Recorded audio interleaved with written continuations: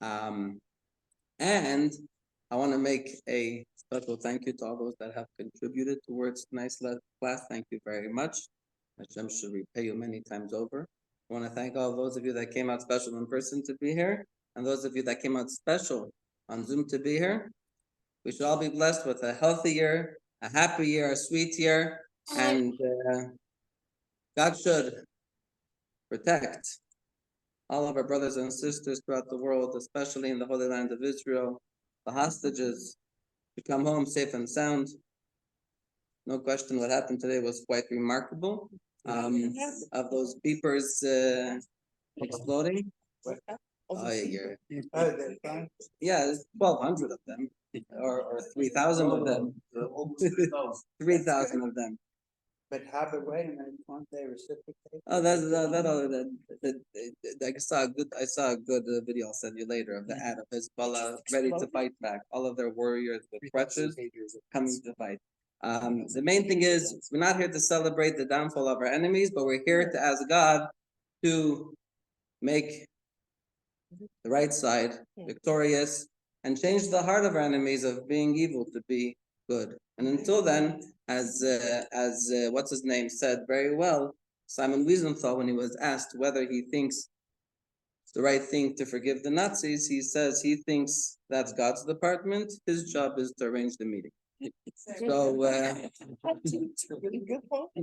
So, L'chaim. So there was the Smith family that was a illustrious American family. They were able to trace their lineage all the way to the ancestors that came here on the Mayflower.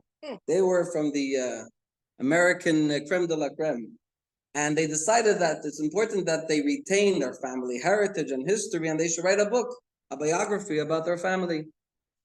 So they hired a professional, and he starts doing interviews and research, and they have a problem.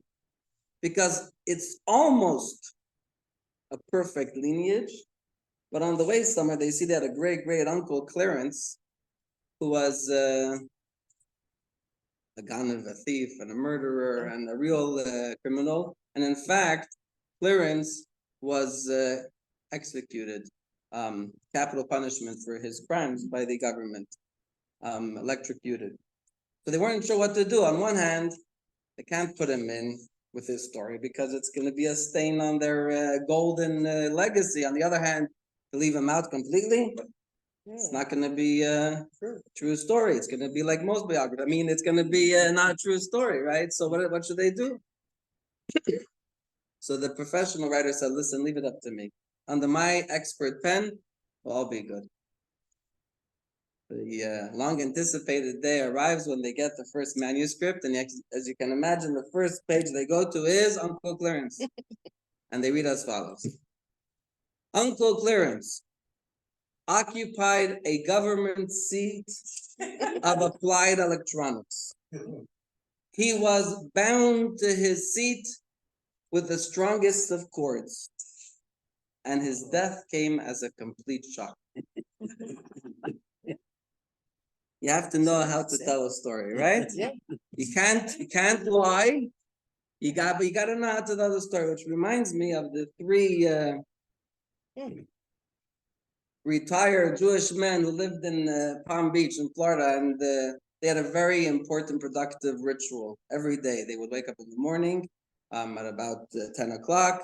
They would drink their coffee, read the paper. They would meet at the local golf club. They would spend an hour golfing, then 2 hours eating lunch and schmoozing, and then a little more golf, and then have a little l'chaim, and then go home and watch TV. It was a very productive life they had. But their custom was they would sit every day by lunch and tell jokes.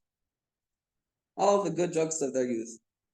Reached a point, they're like, why do we have to repeat the same jokes that we know and go through the effort of telling this joke and that joke? What we enjoy is the laughter. So let's write down all our jokes, put a number by each one. Come right in.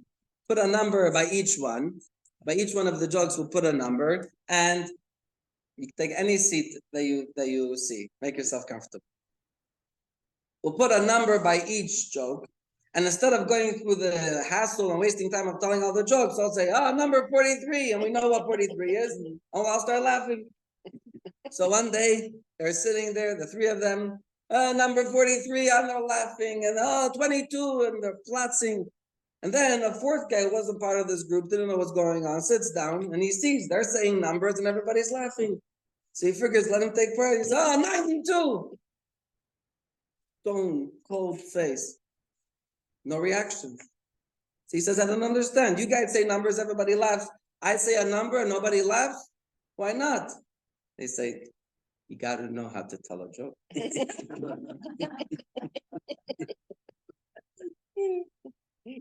And I'm not sharing these stories with you because I'm looking to become a stand-up comedian, but because it's important. I'm a sit-down comedian tonight. I know usually I stand, but tonight we're sitting. I'll do make this a little more straight. How are we doing on Zoom? Everybody could hear loud and clear? Yeah, it's good. Excellent. Very good. So I want to share with you a beautiful story that will help us understand what it is that we want to accomplish tonight and over the coming sessions. The story was shared by a man by the name of Tzadok Greenwald. Tzadok Greenwald lives in Israel with his family, and he's one of the world-renowned cantors. And like many cantors in Israel, for the high holidays, he is flown down. He's hired by a major synagogue, and in his case, this was the great synagogue of Frankfurt, a beautiful synagogue, and they would hire Tzadok every year to come be their cantor, lead the services for the high holidays. And Tzadok shared the following story. So it was a number of years ago. It was Yom Kippur, and he led the services, Yom Kippur Eve, for Kol Nidre, then again in the morning, Shacharit, and afternoon the Musaf, and culminating at the end of Yom Kippur with the Ne'ilah. And he says it was a really meaningful Yom Kippur. He says the irony is that the most meaningful part of his Yom Kippur service wasn't on Yom Kippur, but after Yom Kippur. So what does that mean? The service not long enough on Yom Kippur, they have to add later. Well, the break fast, I know, that's the most enjoyable. Question is the most meaningful. So he shared as follows. Everybody has a family. Everybody, the second the prayers are over, they're out of there because they want to go home, break their fast. But he wasn't in a rush. His family's back in Israel. He's there himself. So he sat down in the synagogue. He drank something, had a little bite. He took off his special cantorial garbs, folded his talit. And basically, he's one of the last people to leave the synagogue. The lights are off. He walks out of the building of the synagogue, and there's also these gates, a fence around the synagogue, and he opens the doors to go to the street, and he sees standing there is a man. He looked like he was about late 50s, early 60s, is standing there, dressed, suit and tie, and he sees that the man is all bewildered. So Tzadok goes over to him and says, what's going on? How can I help you? So the man says, he had a German, Russian, Yiddish accent. He says, Wo seinen die Juden? Where are the Jews? Is heint nicht Yom Kippur? Is tonight not Yom Kippur? I came for Kol Nidre. Tzadok thinks to himself, oy, he felt so bad for this man who made a miscalculation, came the wrong night, he came a night late, didn't have the heart to tell him, but what should he do? So the man says, why are the doors locked? Where are the thousands of people who come every year for Kol Nidre? He has no choice. So Tzadok says, my dear friend, I'm sorry to break the news to you, but last night was Kol Nidre. You're a night late. And the man just breaks down in tears. He's so saddened by the news. And he says, that's the end of me. It's the end of me. He says, what do you mean? He says, I grew up a very secular, assimilated family.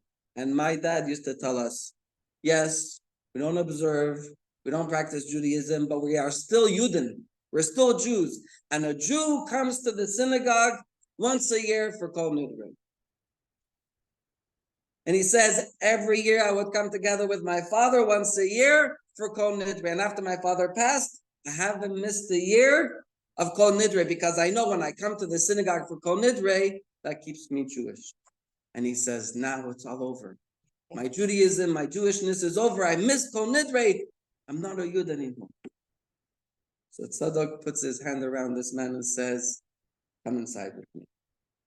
He brings him back into the synagogue. He turns on the light. Tzadok puts on his talis.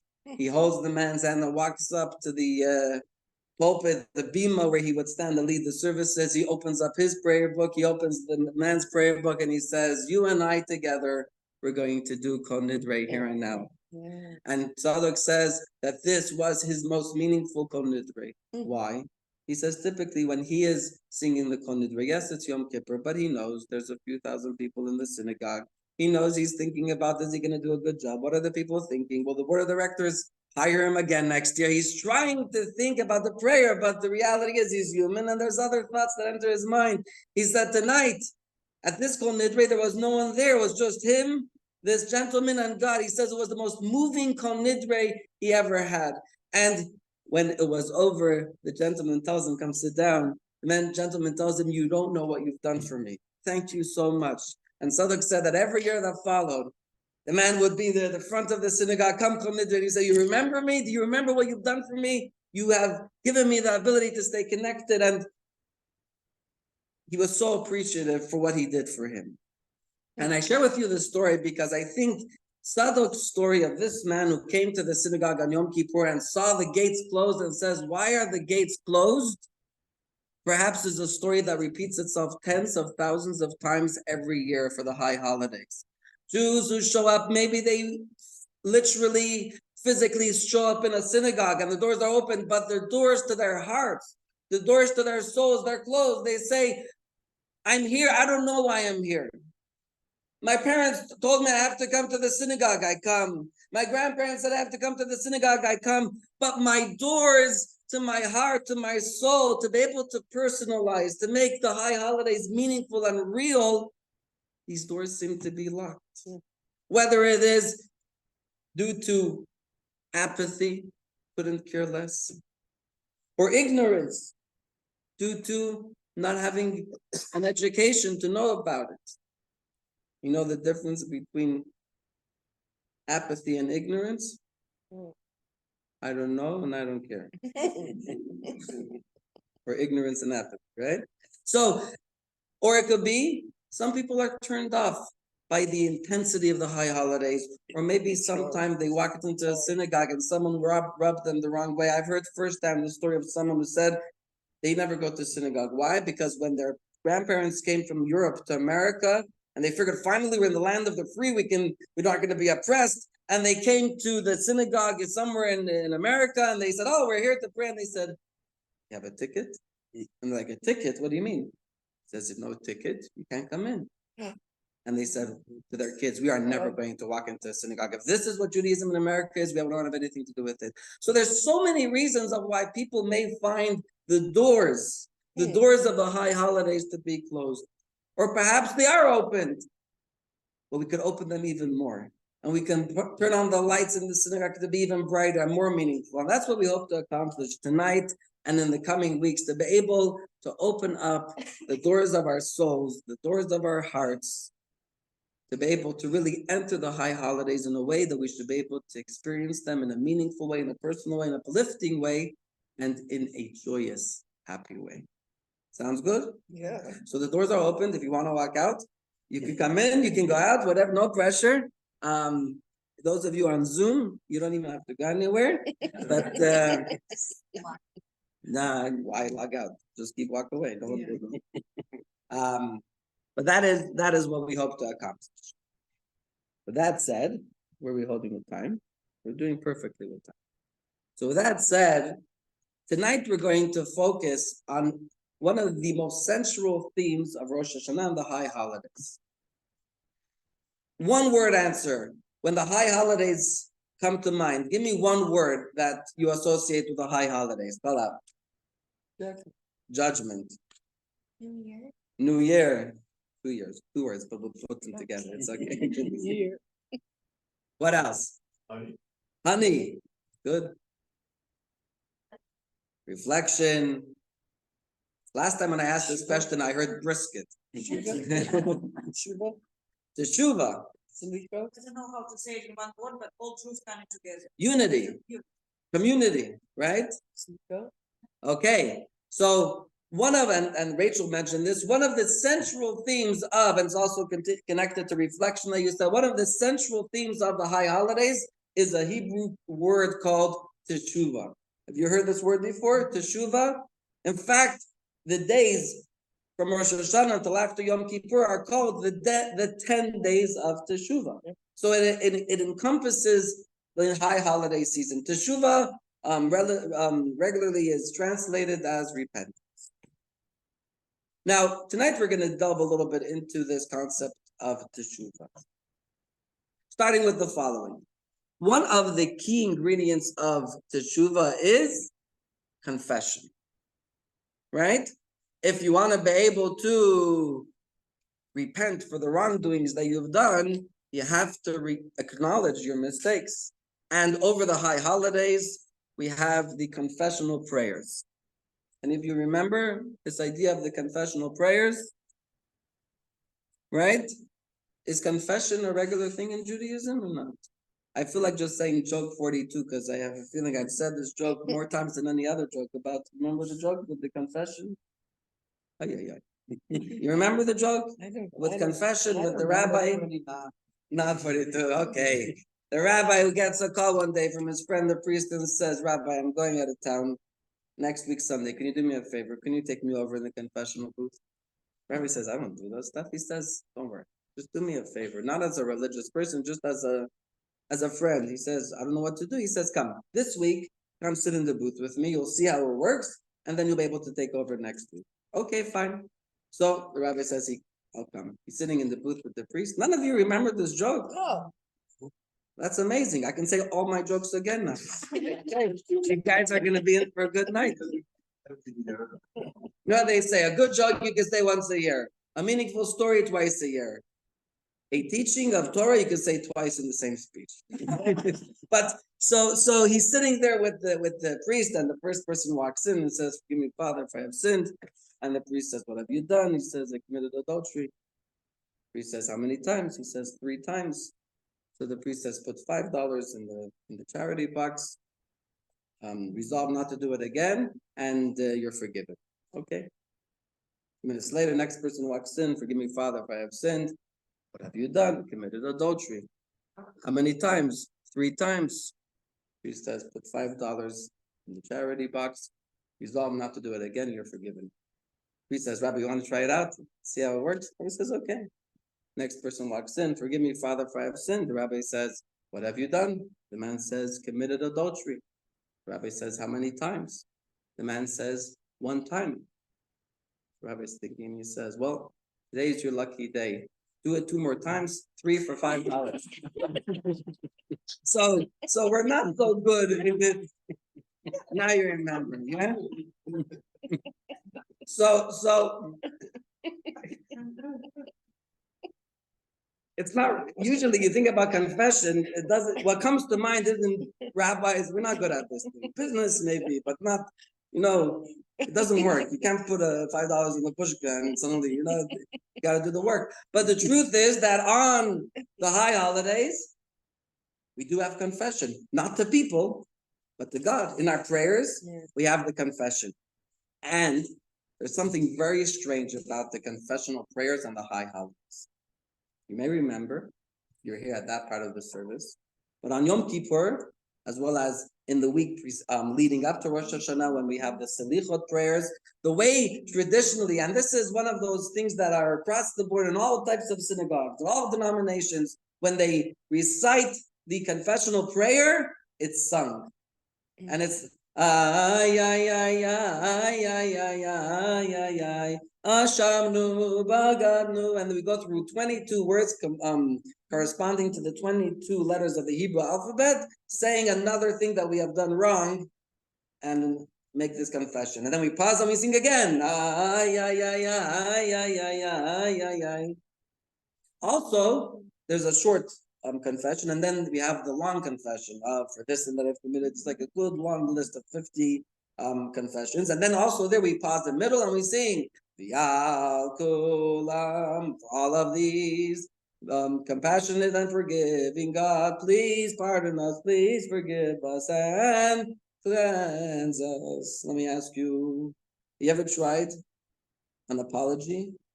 You come home to your wife and you say, Sue, tonight I didn't behave so well in class, but I have to tell you something. I'm so sorry. She's gonna say, is this a musical or a confession? What are you thinking? What sings to? What are you singing? You're serious? What do you? And then all these sins I did, and now God, please forgive. What kind of joke is this? What are we singing? I'm so sorry. I apologize for all the things I did. It's a little strange, no? I've yet to hear someone apologize to me with And also, they list, let's assume that none are better than others. Yeah. If they list some things that clearly some people may be more inclined to that, maybe not that. But some of the other things are there, probably not. Right. So that's a why, good if question. If it's a personal Confession. confession, shouldn't it be tailored Yes. to the thing the person knows he did? Right. So then we're gonna have to take out some buffs like that. So Yeah. I'm kidding. But it's a good question, and I'm gonna address it in a moment. Okay. So the first question we have, and I write this down because I'm not gonna give answers. I'm just gonna ask a bunch of questions. So number one question is, why sing the confession? Right? What's this? Why are we singing the confession? Okay. That's the first question. Second question. In all of the expressions of confessions, we always use the plural. We have sinned, or for the sin that we have committed. It's always, there's no I. It's all we. Imagine a husband comes home to his wife and says, I have to tell you, they can make a confession. What? You remember we told you a month ago that we were going on a business trip? Yeah. Well, we didn't actually go to Rhode Island. We ended up in a city somewhere in Nevada. And we weren't on a business trip. We actually did the wrong thing with the wrong person. And the first thing the wife says, who's we? There's no we. You. Say I, accountability, right? We did something wrong. What kind of we? Right? Even in America, the game we is spelled with two I's. You know that? So I, accountability. I have committed a sin. I'm remorseful. We. It doesn't sound. You're singing a confession and an apology that we did. I know we're not good at confessional booth, but if we're putting a prayer into the liturgy of the high holidays, don't you think it should be serious? Seems like a joke. So that's the second question. Not ready for an answer. Just question. Okay. Why we should be fine. Right? Okay. Let's forget about the confessions for a moment and let's go now to another thing connected to the high holidays. In our prayers on Rosh Hashanah, we have, in fact, we blow the shofar numerous times throughout the prayers. And 3 times after we blow the shofar, there's a prayer that we recite. The prayer is what you see on your page in text 1. And for those of you that are on Zoom, in the chat, I put a link there that will take you to the paper that we have here. So if you go to the chat, click on that link and it will take you to this text. Text 1, the beginning. We say here, text 1, Hayom Harat Olam, which means today is the birthday of the world. And then it continues, on this day, he calls all the created beings of the worlds to stand in judgment. And this is the song, Hayom Harat Olam. And where does this expression come from? Without going into the details of why Rosh Hashanah is the birthday of the world, but just And how do you say happy birthday? You remember in Hebrew how do you say happy birthday? Yom Holedet, right? Yom Holedet Sameach, right? Holedet means birth. I never heard this expression harat as being birth. In fact, this is a phrase that comes from the Torah in the book of Jeremiah. Come right in. This is the old synagogue, but we're the people of the new synagogue. We're giving a class here. For it's on Hillside, 11033 Hillside. You know, go up Hopkins Crossroad, and then you're gonna see a new building on the right side. Pass it, make a right, and you'll be there. Thank you so much. Sei gesund. So what would they have done? We don't usually hang out here on a Tuesday night. I'm glad they What about me? I don't know. Everybody wants to know where the new synagogue is. Everyone wants to see it. I guess they might be coming for the high holidays and they don't want to get lost on the way. So where does this come from? I said was the verse in Jeremiah. Now, Jeremiah was the prophet who prophesied about the destruction of the first temple. He was forewarning of what's going to happen, and he was so down and sad and depressed about what would befall the Jewish people that he, in his book of prophecy, he bemoans the fact that he even was born. He says, why did I have to be born to experience firsthand such destruction and such sadness? I wish I would have never been born. And he says, I wish the person that came and notified my dad of my birth, I wish that person would have never existed. And then he says in text 2, continuing about the person that notified my dad of my birth, that he did not put me to death from the womb. Why didn't that person just put me to death from the womb? That my mother should be my grave. And then he says, and her womb be a perpetual pregnancy. In Hebrew, Verachama, and her womb, Harat Olam, Harat meaning pregnancy, and Olam meaning for all of eternity. Like we say in our prayers, Baruch Shem Kavod Machato Olam Va'ed, for all of eternity. The original, the OG verse of Harat Olam doesn't mean the birthday of the world. It actually means the opposite. Harat Olam in its original source means pregnant forever. What does that mean? Death. Right? Never being born. So this seems very strange. Jeremiah says, I wish my mother would have remained pregnant with me forever. That I was never born. Harat Olam.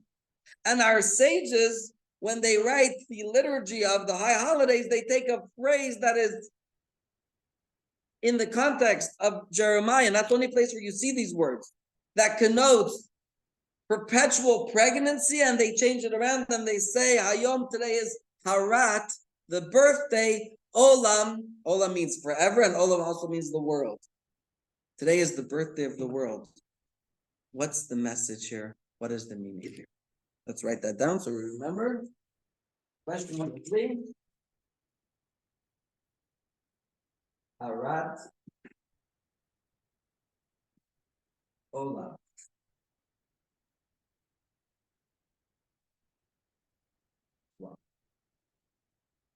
Right? How do they swap the meaning of Harat Olam to mean pregnant forever to the birthday of the world? Good question. Okay. How are we doing so far? Anybody need a piece of cake or a drink of water? Don't be shy. You know what's going to happen? Imagine I come home with all this cake. The one who baked it is going to say, what was wrong with the cake? No pressure. I'm kidding. Enjoy. You don't have to eat. You could eat if you want. Listen on. Nothing wrong with it. Or there was a lot of cake. Another question, okay?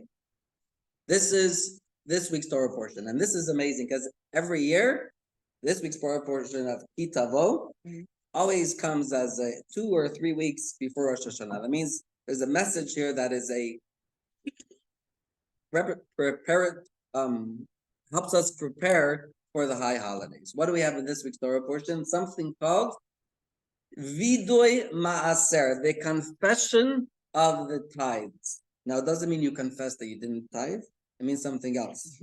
In the Holy Land of Israel, in the times of the temple, the Jewish people, when they settled the land of Israel, they were mainly a agricultural society. And that's why a lot of the mitzvot in the Torah relate to things growing in the fields and leaving the corner of the field uncut for the poor people, and many, many laws of the society helping people that are less fortunate with agricultural gifts. And including in that, there is tithes, 2% to the Kohen, 10% to the Levites, some years 10% to poor people, sometimes a percentage that was brought to Jerusalem to eat and take part of your blessings in Jerusalem. And the way it worked was, there's the 7-year cycle. Every 7 years is a sabbatical year. So you would work in your field for 6 years, 7th year you don't work, and then you start again. So the way it worked was, it was 1, 2, 3, year 1, year 2, and 3, you had 3 types of tithes. And then again, 4, 5 of 6, again, you had those 3 types of tithes. And year 7, you didn't plant, you didn't grow, you didn't give anything, because it was all the land, and you would rest. It was a whole year of Shabbat. You could do physical labor, but not in the field. So there was a mitzvah that in the 4th year and in the 7th year, a farmer would come to the temple on the holiday of Passover, and they will make the following confession to God about fulfilling the tithes of the previous 3 years. What is the text? What is the actual confession that a farmer would make? It's this mitzvah, and the text of this confession is in this week's Torah portion. It's text 3. Let's see this. Text 3. This is from this week's Torah portion. It says as follows. When you have finished tithing all the tithes of your produce in the 3rd year, the year of the tithe, you shall give them to the Levite, the stranger, the orphan, and the widow, so that they can eat the satiety in your city. So year number 4, you gave the 3 previous years of tithes, or year number 7, and you gave the 3 previous years of tithes to the different recipients. Then you shall say before the Lord your God. Now this is the confession. I have removed the holy portion from the house, and I have also given it to the Levite, the stranger, the orphan, and the widow, according to all your commandment that you commanded me. I have not transgressed your commandments, nor have I forgotten them. I did not eat any of it, the 2nd tithe, while in my mourning, nor did I, not in the morning as in before afternoon, mourning as in before, when a person was grieving, M-O-U. Nor did I consume any of it while unclean, neither did I use any of it for the dead. I obeyed the Lord my God. I did according to all that you commanded me. Look down from your holy dwelling, from the heavens, and bless your people Israel, and the ground which you have given to us, as you swore to our forefathers, a land flowing with milk and honey. This is called the confession of the Maaser. Any of you heard a confession here? What does this person say? I am amazing. I've done everything that you asked me. I did everything good, nothing wrong. Now please bless me. How is it a confession? It's a good question. Imagine again, someone comes home and he tells his wife, I have a confession to make. She says, we're married for 30 years. Because I like making fun of husbands more than making fun of wives. I'm telling you, it's okay. You asked for it, okay? So I'm gonna tell you a joke that I heard that I don't understand, but I heard and people say it's funny. So there was this girl that comes home and she says, "Oh, I'm dating this guy," and the mom says, "Why don't you actually do something? Move on." She goes, "He's excellent. There's one problem." What's the problem? He doesn't believe in hell. What? The guy's so shy. He doesn't believe in hell. Like, I can't marry him. Mother says, don't marry him. Between me and you, we'll show him it exists. So I don't understand the joke.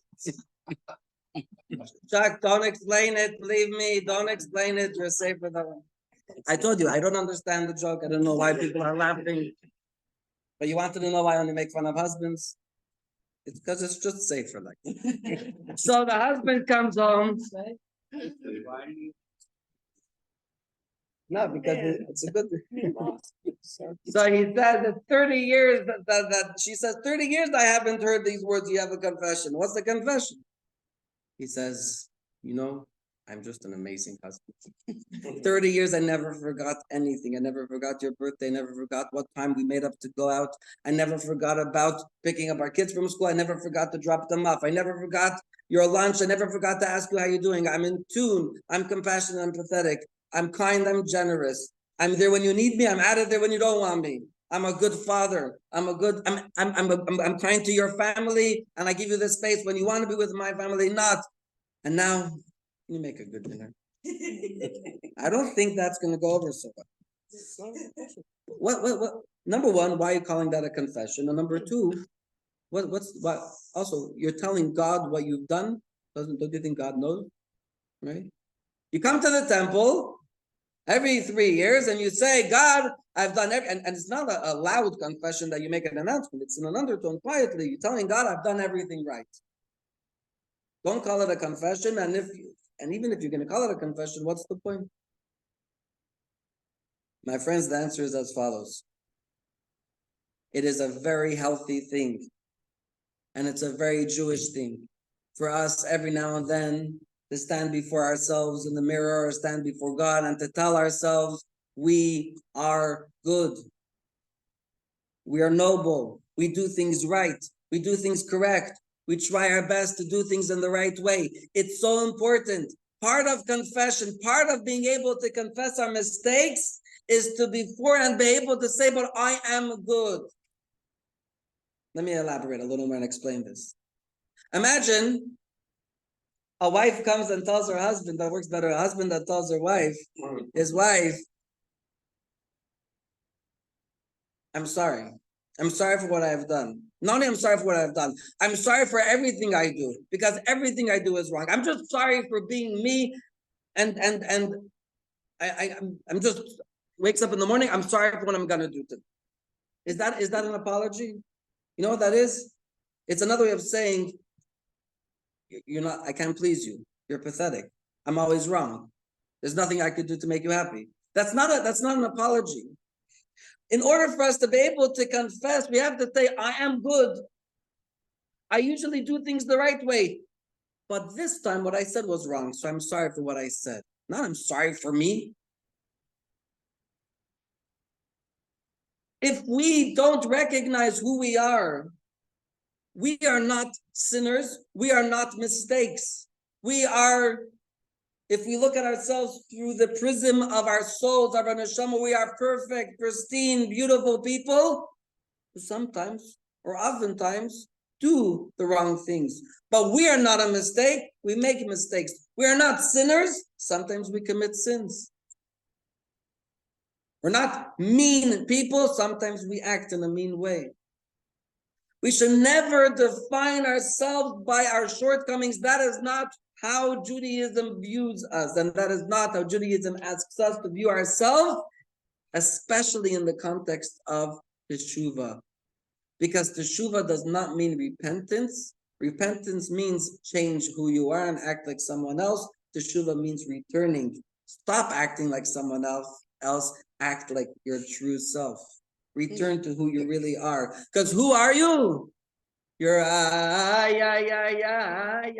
are we singing before we say I've committed a sin? Is I'm a wonderful person. I have a neshama. I have a soul. I'm connected to God. I have incredible abilities and potential. That's what we're expressing in the But and before we get carried away with our mistakes, we have to remind ourselves again. But I'm not going to define myself by that. That's not who I am. That's what I have done. But I'm bigger than that. I'm better than that. I'm greater than that. And that's why we call it the confession of the tithes. Confession doesn't only mean saying the wrong things that we do. Confession is saying, I'm good and I do wrong things. And that's why we say we have committed a sin. Why we? There's expression in the Talmud that a person doesn't do a sin unless a spirit of foolishness enters them. Why do people do things that are harmful to others? Why? Because, to tell you a funny story of this bar mitzvah boy that was preparing for his bar mitzvah speech, And he wants to know about his lineage, his heritage. So he comes to his mother. I'm sure you've heard this one from me before. He comes to his mom and says, "Where do we come from?" And she says, "Oh, my parents were these people, and your great grandparents. We go all the way back to Abraham, Sarah, Isaac, Jacob, Rachel, Leah, Rebecca, all the way back to Adam and Eve that were created by God." Amazing. Comes to his dad, who was an Oxford graduate, sophisticated person, and she says, "Where do we come from?" He says, "Well, billions and billions of years ago, there was a explosion of acids and gases, and then many, many years later, were apes, and then the apes have um, evolved, and that's where we come from." So he comes back to his mom confused. "I don't understand. You tell me we come from Adam and Eve, created by God, and Dad tells me we come from apes that exploded from gas. Which one is it?" The mom says, "It's not a problem. I told you about my side of the family. Dad told you about his side of the family." But the truth is that we all come from both sides of the family. There's a part of me that is my true self, that is noble, that wants to do the right thing. But then there's also another part of me that likes being selfish and having a fun time and a good time, not caring so much. The part that acts like an ape, or sometimes even worse, just like chemicals and explode. So we say, even when I'm telling myself, I'm telling God for the sin that I commit, it's not I, because the true I would never do such a thing. It's we. It's me together with that foolishness that came and made me be short-sighted, shallow-minded, and not realize the extent of what I'm doing. We, not as in we, as in I'm not taking accountability, but I'm not defining the me as the one that is fully responsible. It's the me together with that foolishness, that animalistic part of me that got me involved in this. Why is this important? Why is it so important to have this perspective when it comes to doing teshuvah? And that's 3 reasons. Number 1, if I believe that I am bad, essentially I'm a bad person, then number 1, when I do bad things, I won't even notice, right? If you have a shirt that's so dirty and someone drops a little bit of dirt on it, do you even notice the dirt? I'm a bad person. I don't even pay attention to the fact that I've done something bad. You know what that's called? Denial, right?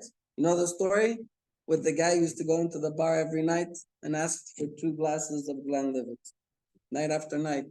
You remember? Your memory's coming back. No new jokes tonight, all old. Okay, and the bartender says, "What's the deal with the 2 glasses of Glenlivet?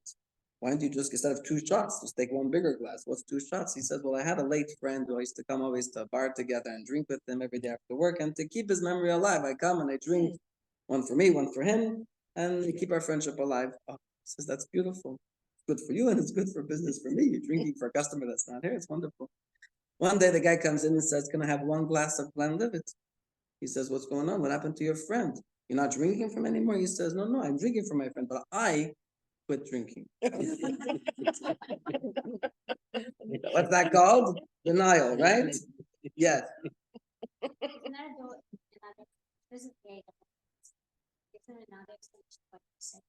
Oh, there's everything tonight. There's many explanations for everything.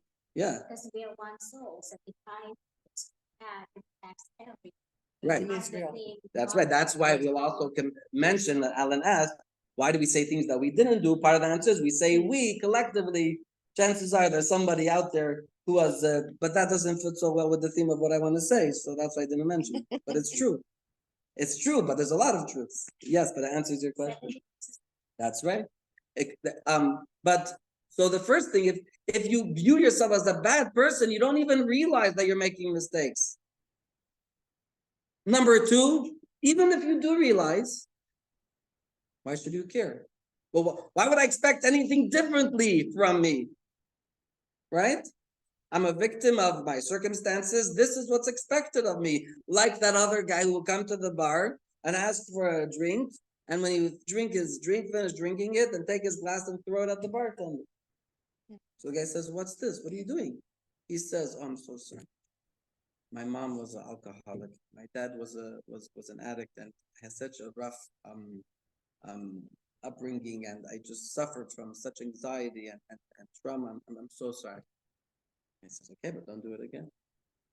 Comes in next week, asks for a glass of whiskey. He drinks it.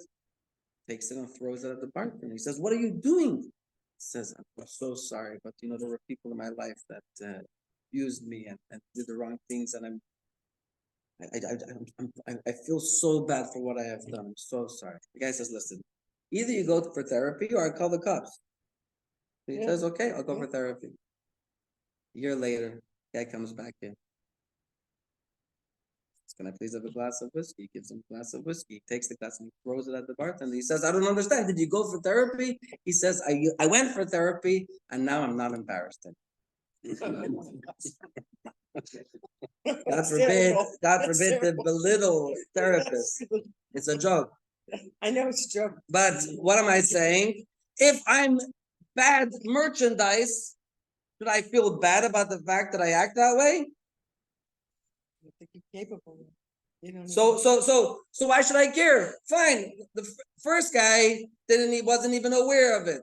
The second guy says, "I'm not embarrassed."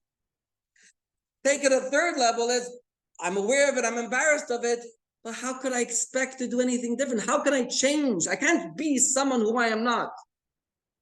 I'm a person that is destined to be this way. Where would I find the ability to change? And that's where Judaism comes and says, Teshuvah doesn't mean repent. Don't repent. Okay. Return. You're not bad merchandise. You're not a bad person. You're actually an amazing person, an incredible person, a good person. The problem is you're not acting like yourself. In order to be able to uncover the ability to overcome these challenges, you don't have to go anywhere other than dig deeper within yourself. As you're saying, the person is saying, if I return to doing good, badly, if I return to being good, that who should be rewarded another year of life? The me. The bad person? There is no such a thing as that's the thing. There's no bad people. There are people, good people who do bad. There's some good people who do so much bad that they forfeit their ability to continue being good people because they're causing that much harm to others. The Torah sometimes tells a person forfeited their right to continue living or continue to be a member of society because they're causing so much damage. But essentially, so God could say, oh, I'm gonna give the good you, but the bad you, I'm gonna take heaven. No, there's no bad you. That's what I'm saying. There's me, and then there's the part of me that does mistakes. And teshuvah means rid myself of, don't act like that. Be who you are. Your behaviors, God says, we're going to erase. If you are sincere about being a better version of you, then God says, I will delete, press another button, delete those actions that you have done that were not an expression of who you are. So See, God has that delete button. We don't, but we could access it through our teshuvah. Yes. So through teshuvah, you can shed who you're really not. Correct. And return to really who you are and who Well you said. should be. That's right. It's like getting rid of the phony self that maybe does all this bad stuff, but does this to please this person. Very good. Very good. And then you could return to really who you are after you strip bare. That's get right. down to the. Don't strip, just stay. You set me up. That's too much trouble. That's not. No, just saying. I understand. Yes, yes. Very well said. And now that will answer the question that we asked. So we answered the first question. Why are we singing? Because before I have to say a mistake, I have to recognize that I'm not a mistake. I'm a neshama, a soul, a godly soul. Why do I say we? Because it's not I only. It's the foolishness that creeps into me that makes me do these things. Now the third question we asked was, what's this harat olam? Why is it that after we blow the shofar, we then say, today is the birthday of the world, which is a play on words of being perpetually pregnant? So let's understand a little bit about the shofar. Let's see text 4 where Maimonides tells us what the shofar is. And again, there's many layers to what the shofar is, but this is one of the ideas. This is Maimonides in the laws of Teshuvah, and he says as follows. Even though the sounding of the shofar on Rosh Hashanah is a decree, it contains an illusion, meaning there's a message there. Yes, we do it because God said, but there's a message. What is it? It is as if the shofar call is saying, wake up, you sleepy ones, from your sleep, and you who slumber, arise, inspect your deeds, repent, remember your Creator. Those who forgot the truth in the vanities of time and throughout the entire year, devote their energies to vanity and emptiness, which will not benefit or save. Look to your souls, improve your ways and your deeds, and let every one of you abandon his evil path and thoughts. And Maimonides says that the shofar, in a way, is an alarm clock. What does he mean? As follows. So you know the story of the camel that turns to the baby camel that turns to her mom and says, "Mom, what's with this ugly thing on our back? These big humps. Why do we have them? And it doesn't look good. Why do we need them?" The mother says, baby, these are very important. We take long treks in the desert. There's no water there. When we take these long treks in the desert, we need to be able to store our water for a very long time. So these big humps is an incredible blessing for us that we're able to store our nutrients and our water as we take these long treks in the desert. Okay? Let's have another question. These funny toes and these feet that we have, why do we have these weird-looking feet? Well, it says, because when we take these long treks in the desert is not an easy terrain. There's sand and there's hills and there's plants that could damage us. And when we take these long treks in the desert, we have to have strong feet that could handle all of the terrains and not get tired. Okay, I understand. Another question. These big eyelids that we have, what do we have these long, droopy, big eyelids? What are they all about?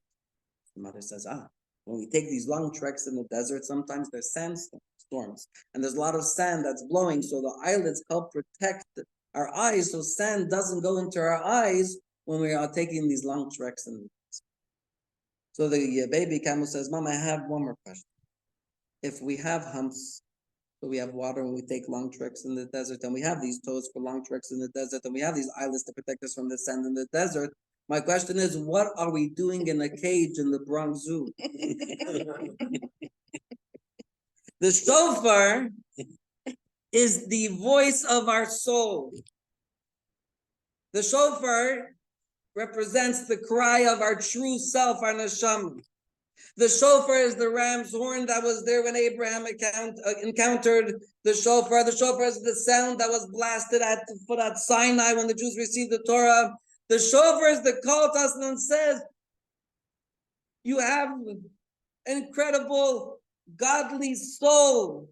You have so much potential. What are you doing locked up in pettiness and silliness and in the vanities of life? What are you doing locked up in a cage in the zoo when you could accomplish so much? You were built to do more. And that's why right after we blow the shofar, what do we say?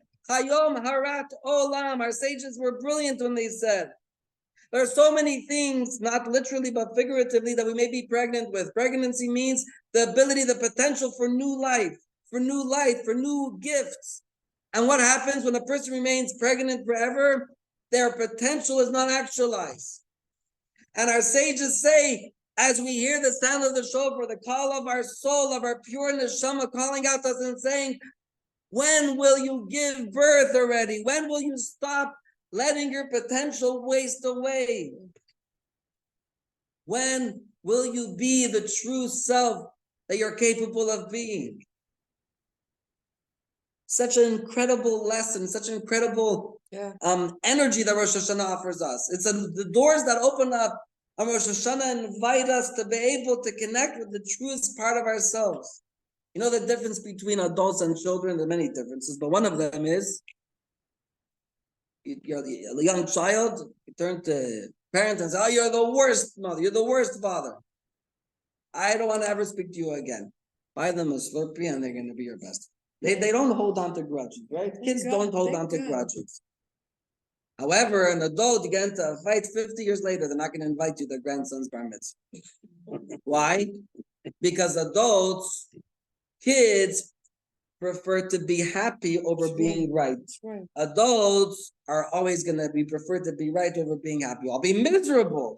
I'll have to cross the street and walk around the block every time I see that person because I feel so awkward because I don't even know why I'm in a fight with them. But I know that I'm right. They didn't apologize. And until they come and apologize to me, I'm never going to make up with them. The shofar comes in and says, can you act like a child? Stop acting so petty, right? Stop being Are there relationships that you could mend that are broken out for things that you don't even know why? Are there people you don't speak to, whether in your family or in other acquaintances, that for some reason that you had to be right? No. I don't mean you don't have to answer. I'm saying that's what the shofar is asking us. That's good, amazing. So the shofar, the call of the shofar, and as we talk about the shofar, in fact, on the month of Elul, we actually blow the shofar every day. So we can do a quick blowing of the shofar.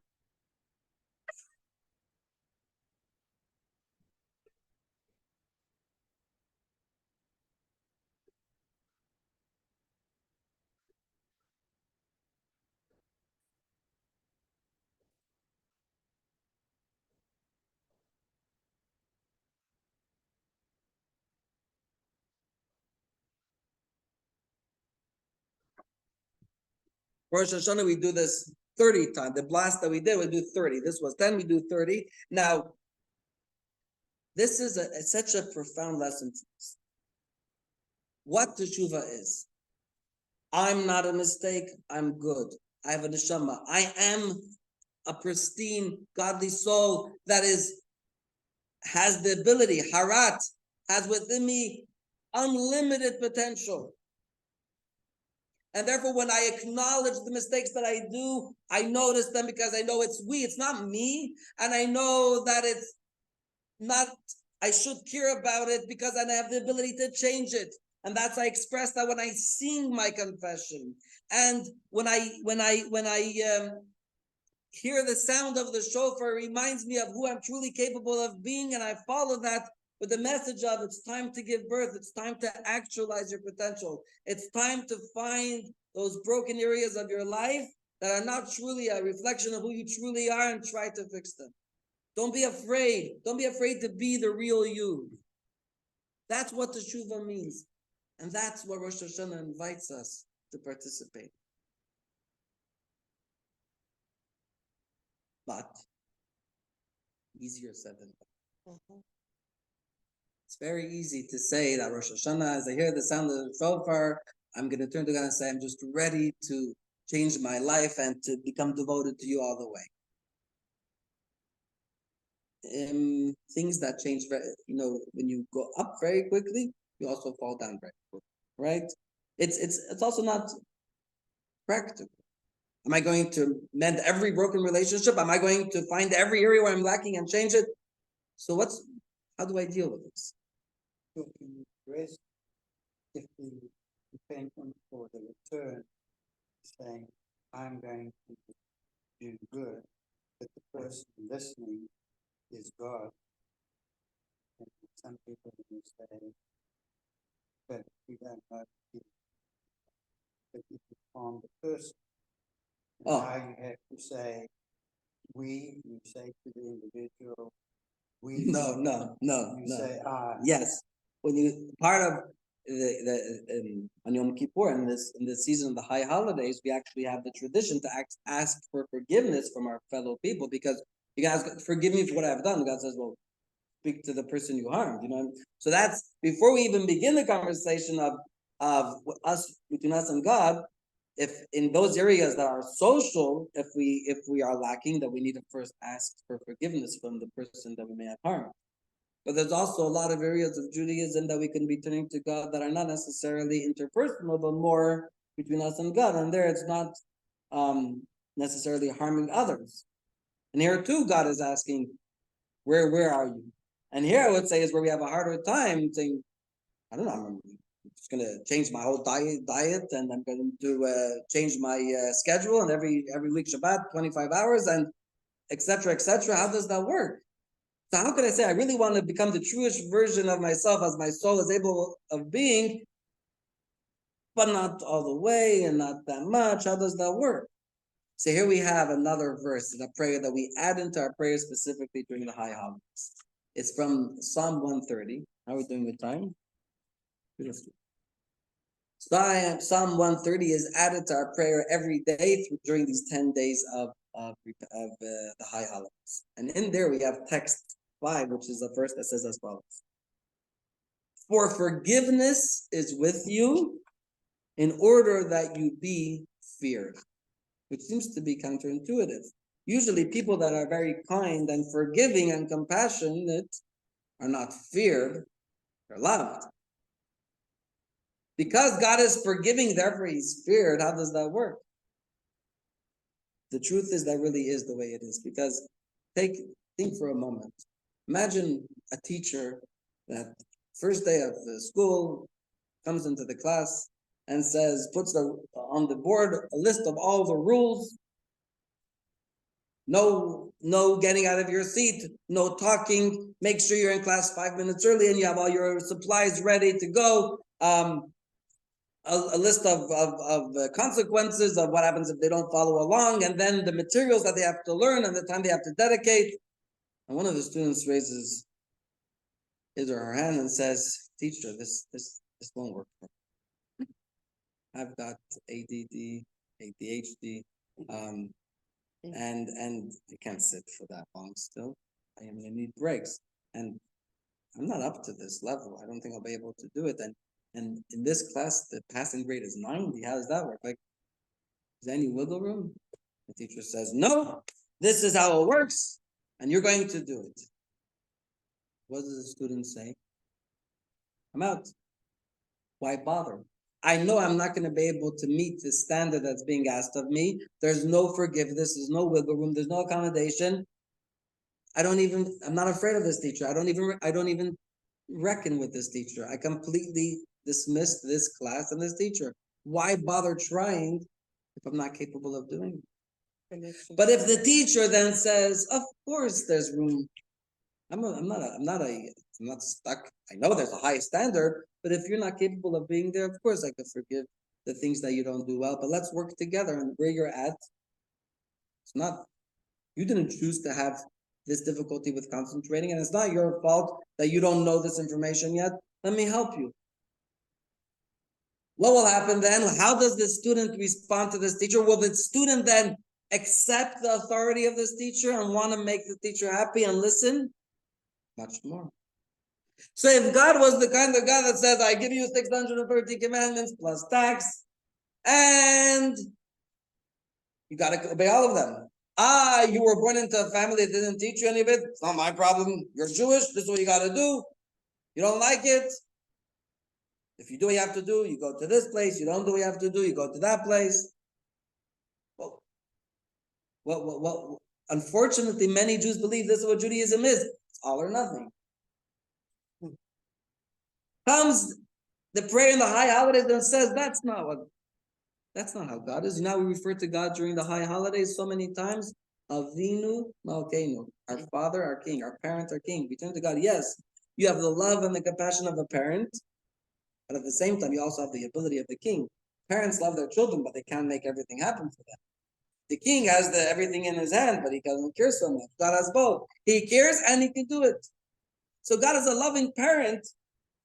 Obviously, God says, obviously I'm forgiving. Obviously, I recognize that I can't expect everything of you. I'll work with you. I'll work with me. I want you to listen to what you're capable of. I want you to listen to the call of the shofar. I want you to hear that you are better than what you think you are. And I'll take one step with you. And that's something that I'll celebrate and I'll love, and it's so meaningful. And a story that brings this idea home, and finish with this story. I shared it in the past. Story of a rabbi in Israel. His name is escaping. What? No, that was his name. He's a rabbi in Israel who deals specifically with teens at risk. The youth that kind of drop out of society at large, and they're struggling with all types of challenges. And he really devotes his time. In the evening, he goes to clubs and to bars, and he goes to these places to speak with these kids, and he has an open home for them anytime. Some of them, unfortunately, are even kicked out of their homes, and he brings them back, and he supports them and helps them, and he's devoted to this segment of society in Israel. And tragically, this rabbi lost his 3-year-old son that passed away, and devastating tragedy. And as you can imagine, him and his wife and his other children sitting Shiva, the home is open, 7 days, people coming and going, offering their condolences and just supporting the family. And on one of the days of the Shiva, a whole group of these teens that were close with the rabbi, and they all walked in looking not like your typical, he lived in a very hardcore religious neighborhood in Jerusalem, and they didn't look exactly like most people that were walking around there in that neighborhood. Many of them came from homes that were observant homes, but they left it. And thank you, Veronica. I see you have to leave, but it's being recorded on all center. So they came in and they sitting with the rabbi, and what would you say? Can't say anything, but they showed up. But they said, Rabbi, in honor of your family and in memory of your son, this coming Shabbat, we are all going to observe the 25 hours of Shabbat. We're not going to smoke. We're not going to use electronics. They knew how to celebrate Shabbat. We're going to observe Shabbat this week in honor of you and in memory of us. After these boys leave, one of the people that are sitting there turns to the rabbi and says to these kids, one Shabbos, they know better. These kids until the age of 13 were keeping Shabbos every week. They say, we'll do 6 months of Shabbat, a year of Shabbat, that's something, but one Shabbat, that's it they could give you. So the rabbi says to himself, number one, now I know why you don't deal with these things, because you don't understand this world. He says, let me ask you a question. What would I give to be able to have one Shabbat in my home? Right? Imagine what I would give. I would give every dollar I have. I would sell my house. If I was told that I could buy the right to have one more Shabbat with my son, give everything. It says these boys, every Shabbat passes and God says, are you going to come home, my kids? And for so many years, they've abandoned it. And this week, God's only child, because every single person is like an only child to God, they're going to come home and spend Shabbat with God. Do you know how meaningful that is? You know how precious that is? And that's how we should view ourselves. Number one, we're not mistakes. We're not sinners. We're not wrongdoers. We're neshamas. We're souls that have filled with potential and incredible power that make mistakes. Let's do what we can to hear the call of our soul, the call of the shofar that says, don't be trapped in a zoo. You have better things to do. But at the same time, Rosh Hashanah reminds us, God is not an all or nothing.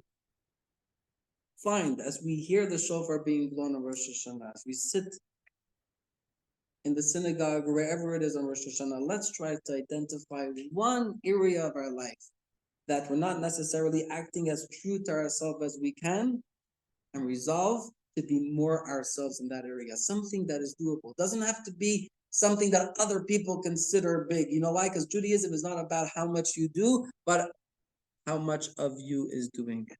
And God knows the difference. So friends, there's no question that this year, as Rosh Hashanah comes, and Jews that maybe throughout the year don't show up, but when they do show up on Rosh Hashanah, God doesn't say, oh, now you're here. No. God celebrates and says, I missed you. Thank you. I'm so happy to see you.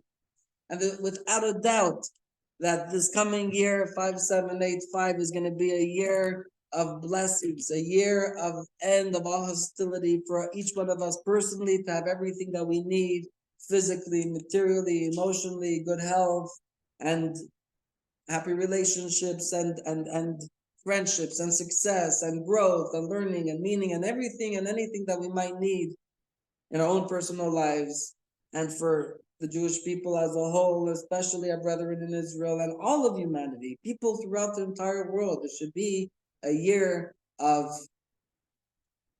end of challenges, a year of redemption, and it's going to be that way already before the year comes, Mashiach comes, and then it will be really a year of all the blessings, and we'll all have a Shana Tova Metuka, happy year, a healthy year, and a sweet year. L'chaim. Excellent. Thank you. Oh, So thank you all for joining tonight. thank you, yeah. I really hope you all enjoyed and will benefit. And your Rosh Hashanah, the doors to your high holidays have been opened a little more to be able to make it meaningful. God willing, next week, Wednesday, here at Chabad, we're going to be having a beautiful, large, free high holiday community event. And it's not usually at a Bet Midrash we have a full dinner. This won't include dinner. It'll be refreshments on the tables, but it'll be a collective, inspirational high holiday event as well as the launch of Project B ×3. This coming year is going to be bigger, brighter, and bolder. We're not just falling into a new building, but we're marching into a new building, and everything at Chabad is going to be receiving a BBB, bigger, brighter, and bolder. So we'll be launching that on Wednesday. So please join us, and if you let us know beforehand, it'll make it easier because then we could even set up accordingly. And then in 2 weeks from tomorrow night is Rosh Hashanah. We'll be having a community Rosh Hashanah dinner. All of the details of the schedule for Rosh Hashanah is online at chabadminneapolis.com, and you're welcome to join us for all or some of Rosh Hashanah. And then in 3 weeks from tonight, October 8th, will be a class about Yom Kippur. Yom Kippur will be the following Friday and Saturday. And then the next Monday, I think it's the 14th, will be a class on Sukkot. So join us, whether in person or on Zoom, and we should all really have everything that we need above and beyond. Thank you again for coming out tonight. Thank you.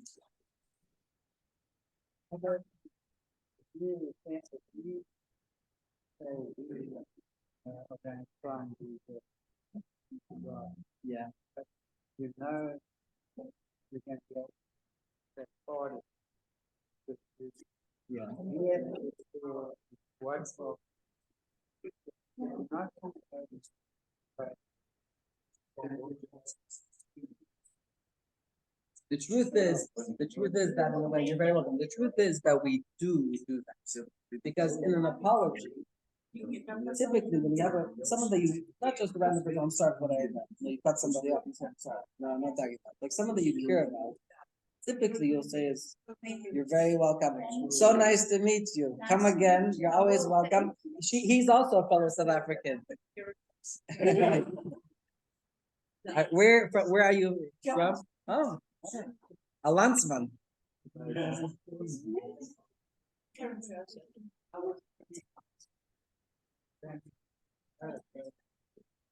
Anybody still here on Zoom? Oh, you are still here. Wonderful. I hope you all enjoyed the class. Kishma. Okay. You enjoyed, Harvey? Pardon? Amazing. Absolutely amazing. Oh, my mother's here. Excellent. Nice to see you, Ma. Okay. Thank you, Rabbi. It was Good. wonderful. Thank you, Beverly. Thank you. Sue, Lawrence behaved nicely. Harvey, I'm gonna be in touch with you. I would love to get together. I'm gonna call you, okay? We'll talk. Zygazone, have a good night. Thank you. You too. Beverly, thanks for joining. Thank you. I'm gonna end our Zoom then. I just took some.